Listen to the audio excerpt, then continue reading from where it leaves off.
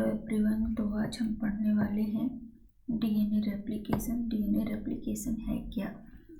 The process by which a DNA molecule makes it's identical copy is called DNA replication, है ना।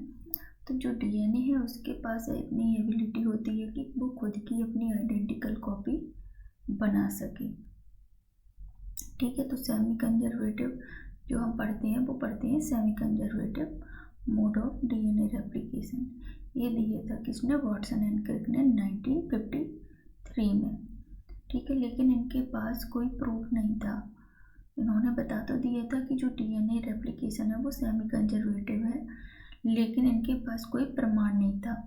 तो जो वो प्रमाण है, एविडेंस है, वो किसने दिया था? वो दिया था मिशेल्सन एंड स्टीहल ने 1958 में, है ना। तो वो हमें मिला मिशेल्सन और स्टीहल के द्वारा।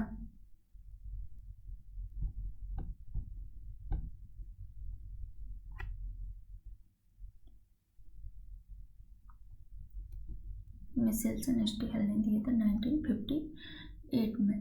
ठीक है, अब जो डीएनए रेप्लिकेशन है इसके 3 मोड्स हैं। पहला है डिस्पर्सिव, कंजर्वेटिव, सेमी कंजर्वेटिव। ठीक है, तो हम पढ़ते हैं कि डिस्पर्सिव में है क्या। तो यहाँ पर देखो, the parent DNA molecule is broken into several pieces. ठीक है,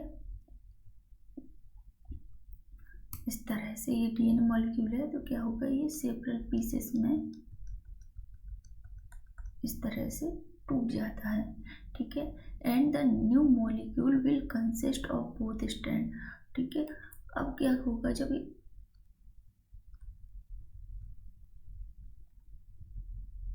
ऐसे छोटे छोटे पार्ट में टूट जाएगा तो जब नया सिंथेसाइज होगा तो वो इसी के बीच में, ठीक है, नया बन जाएगा छोटे छोटे सेगमेंट के रूप में।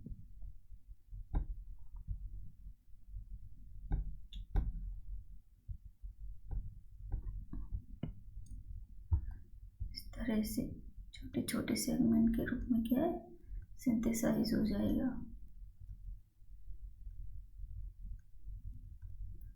इस तरीके से। ठीक है, तो ये हमारा हो गया डिस्पर्सिव।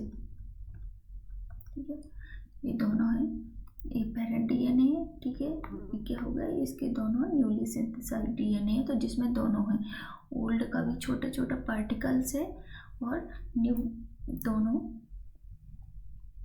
है, दोनों में। ठीक है, दोनों जो डॉटर सेल्स हैं उसमें दोनों में ये छोटे छोटे न्यूली सेगमेंट्स सिंथेसाइज हो रहे हैं। और कंजर्वेटिव में क्या है, the 2 old strand would be present in one daughter molecule while the 2 newly produced strand would form the second daughter molecule। इसमें जो हमारा पेरेंट डीएनए होता है इसके दोनों स्ट्रैंड, मतलब जो एक नया डॉटर मॉलिक्यूल्स बनते हैं, तो एक तो एकदम नया बनता है, ये एकदम न्यू डिफरेंट है एकदम पेरेंट से। ये और ये जो वाला डॉटर स्ट्रैंड्स है तो ये क्या है, एकदम पेरेंट की तरह ही है। ठीक है, तो एकदम एक तो पेरेंट की तरह रहता है, एक न्यूली सिंथेसाइज्ड होता है इसमें। सेमी कंजर्वेटिव में इन्होंने क्या बताया था, मिशेल्सन स्टीहल ने, each daughter DNA molecule consist of 1 new and 1 strand.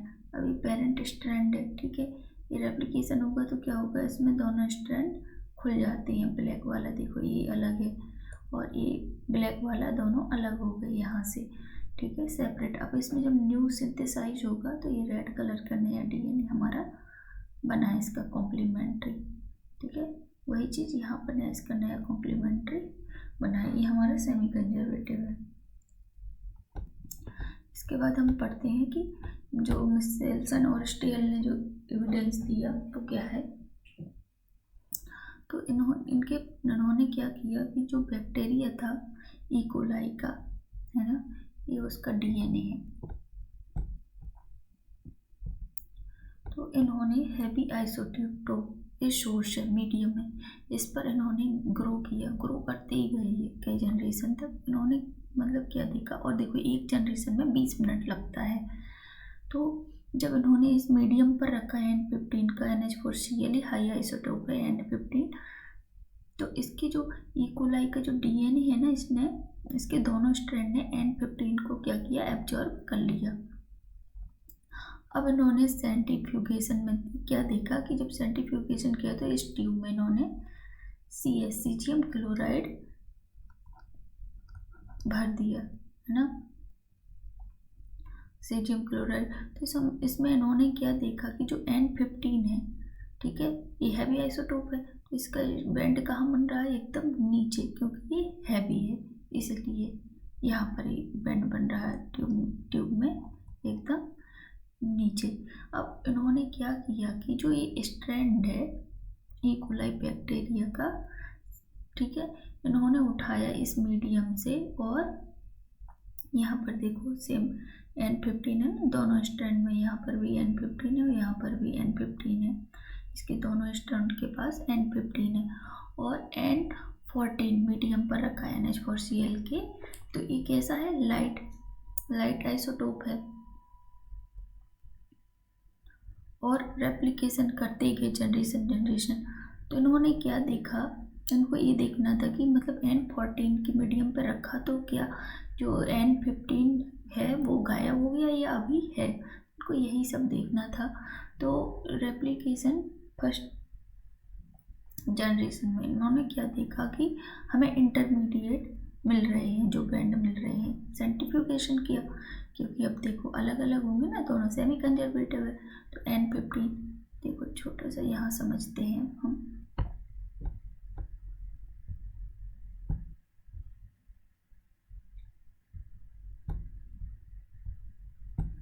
पहले तो दोनों एकदम अलग अलग होंगे दोनों स्ट्रैंड, ठीक है।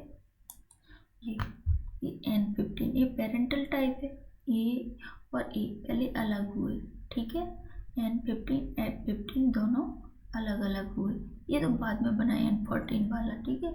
और फिर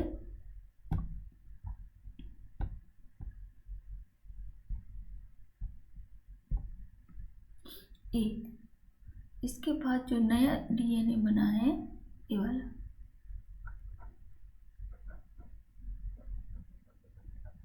ये नया सिंथेसाइज हुआ है N14, है ना, ये न्यू, ठीक है। अब यहाँ पर भी ये अलग हुआ था, यहाँ पर भी N14 नया बनेगा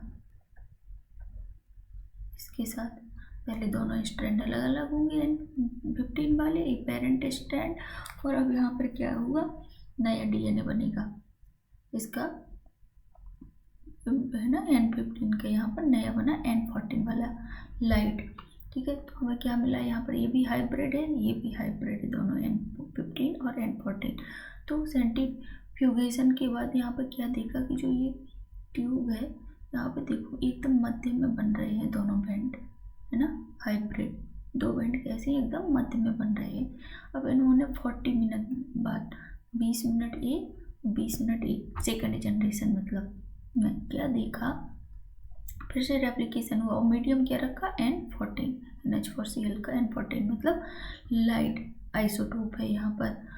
अब फिर से स्ट्रैंड अलग हुए, N15 ये पेरेंटल टाइप, ये अलग होगा, अब ये भी पेरेंट बन गया है N14, तो ये भी अलग हुआ, ये है यहाँ पर N14, ठीक है, ये नया वाला, ये तो नया है ना, यहाँ पर नया था, तो यहाँ पर तो पेरेंट ही है, मतलब N15 और N14 अलग अलग हुए, ठीक है। तो अब यहाँ पर क्या हुआ, N15 के पास बनेगा N14, क्योंकि N14 का मीडियम है, तो नया जो बनेगा वो कैसा बनेगा, N14 वाला, ये न्यू। और यहाँ पर भी कैसा बना हमारे पास N14,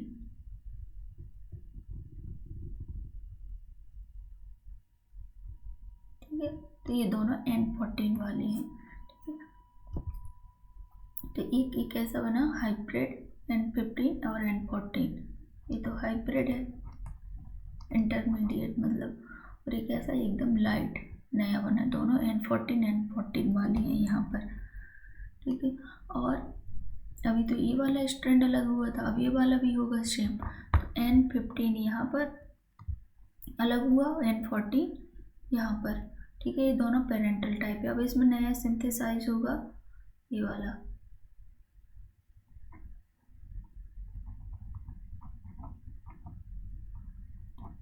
ये नया स्ट्रैंड बना N14, और यहाँ पर भी ये क्या नया बना,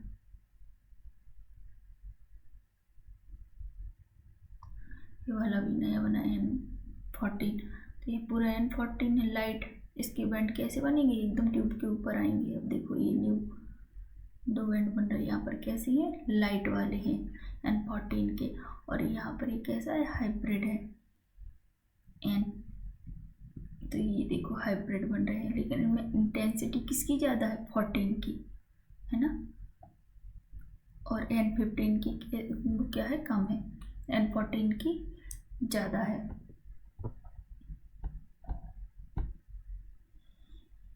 तो ये सेंट्रीफ्यूज करेंगे तो क्या होगा उसमें, हमें मतलब कम होती जाएगी। अब जैसे एक बार और यहाँ पर सेंट्रीफ्यूगेशन करेंगे तो क्या देखने को मिलेगा कि जो ये इंटरमीडिएट जो बैंड है इनकी इंटेंसिटी कम होती जाएगी और इसकी इंटेंसिटी बढ़ती जाएगी N14 की, क्योंकि हम जो सोर्स रख रहे हैं वो N14 वाला ही रख रहे हैं, ठीक है। तो ये याद आपको रखना है।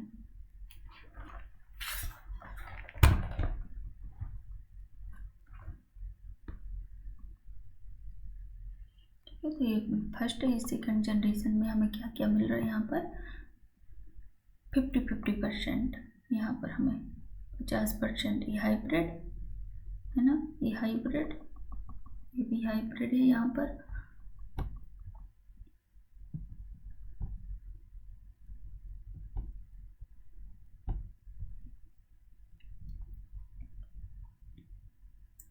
ठीक है। तो 50-50% हमें मिल रही है यहाँ पर, 50%, यहाँ पर भी 50% मिल रही दोनों।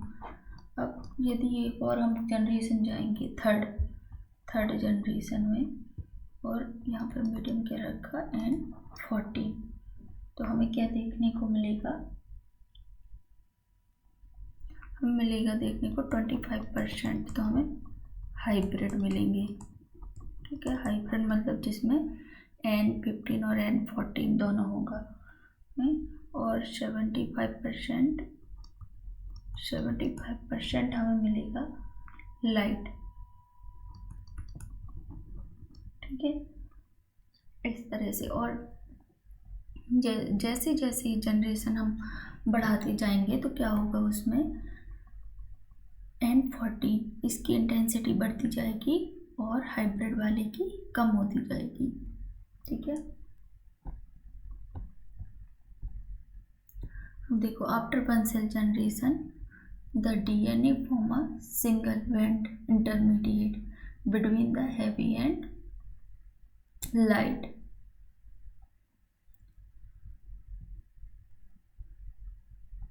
अब the DNA obtained after two cell generation from two band, one of the band was intermediate and another light.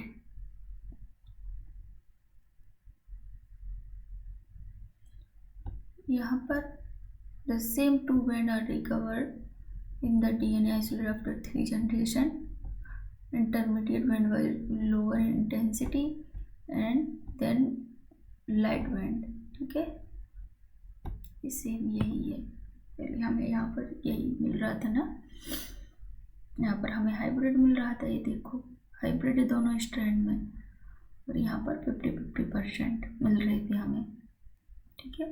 तो अब क्या होगा कि लेकिन यहाँ पर N14 इनकी इंटेंसिटी क्या है, ज़्यादा है इधर,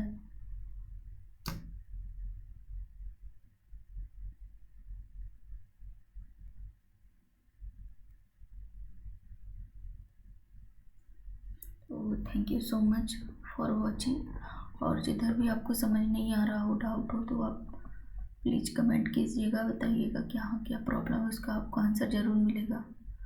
थैंक यू सो मच।